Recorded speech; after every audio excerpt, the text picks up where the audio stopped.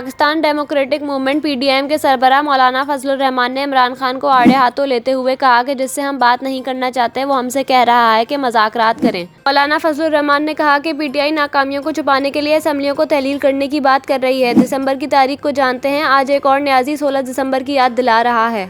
पेशावर में मीडिया से गुफ्तगू करते हुए मौलाना फजलुर रहमान का कहना था कि इसमें कोई शक नहीं कि मुल्क इस वक्त बड़े बहरानों का मुकाबला कर रहा है। हमारी मईशत को गुज़िश्ता 4 साल में जिस तरह ज़मीन बोस किया गया है, इसे दोबारा उठाना बड़ा चैलेंज है। उन्होंने कहा कि बैनुल-अक़वामी इदारे पाकिस्तान को माशी कमज़ोर करने की पॉलिसी पर गामज़न है, जबकि IMF किस्तों की अदायगी पर नई शराइत डाल रहा है। हम इशारों और अहकामात पर अमल करने को तैयार नहीं हैं। इनका कहना था कि इस वक्त खैबर पख्तूनख्वा दिवालिया हो चुका है। MMA की हुकूमत में खैबर पख्तूनख्वा पर 78 अरब का कर्जा था।